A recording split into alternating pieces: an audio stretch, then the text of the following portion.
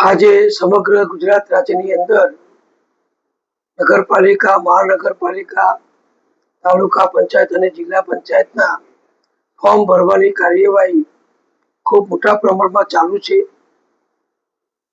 અમારા ભારતીય જનતા પક્ષ દ્વારા કડી શહેરમાં 36 ઉમેદવારો માટે પક્ષનો મેન્ડેટ આપવામાં આવેલો અને મને આનંદ છે કે મારી માહિતી પ્રમાણે આજે ફોર્મ ભરવાના દિવસે ફોર્મ ભરવાનો સમય 3 વાગે પૂર્ણ થતા જુદા જુદા વોર્ડોની અંદર જે કડીમાં 36 સીટમાંથી જે ફોર્મ ભરાયા છે એમાં અમારા ભારતીય જનતા પક્ષના 21 થી 23 ઉમેદવારો બિનહરીફ ચૂંટાયેલા જાહેર થશે.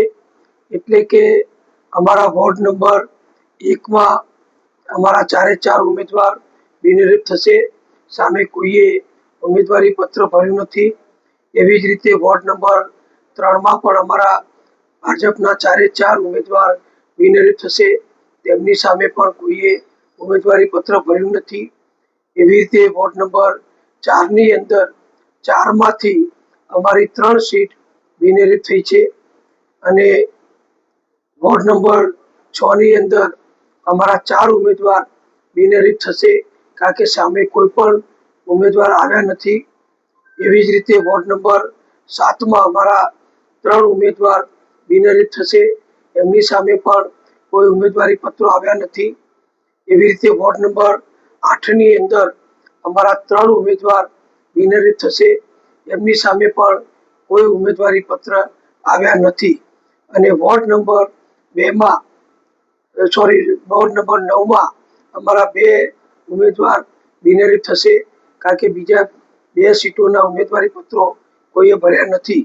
આમ કડીના કુલ 9 વોર્ડની જે 36 સીટો છે એ 36 સીટોમાંથી આજે ફોર્મ ભરવાના દિવસે ભારતીય જનતા પક્ષના અમારા 23 ઉમેદવારો સામે કોઈ પક્ષે, અપક્ષે, કોઈ પાર્ટીએ ફોર્મ ભર્યા નથી.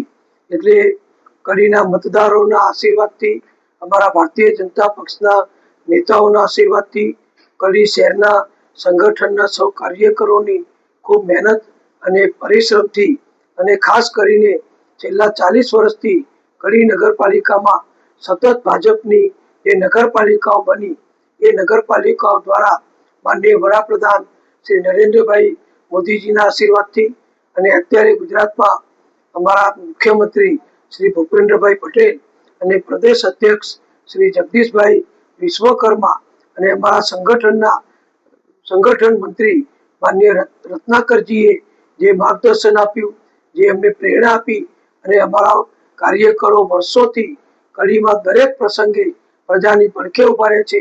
કડીનો સખત અને સતત વિકાસ કર્યો છે અને કડીની દરેક જ્ઞાતિ સમાજને સંપૂર્ણ રીતે સહયોગ આપ્યો છે. એટલે બધા જ મતદારોએ અમારા ભારતીય જનતા પક્ષના ઉપર, સંગઠન ઉપર, અમારી નેતાગીરી ઉપર વિશ્વાસ વ્યક્ત કરી અને અમને 36માંથી 23 સીટો આજે પ્રથમ દિવસે જ બિનહરીફ આપી છે. એ બદલ હું સર્વ મતદારોનો, કાર્યકરોનો આભાર માનું છું અને અમારા પ્રદેશ મોવડી મંડળને પણ અભિનંદન આપું છું.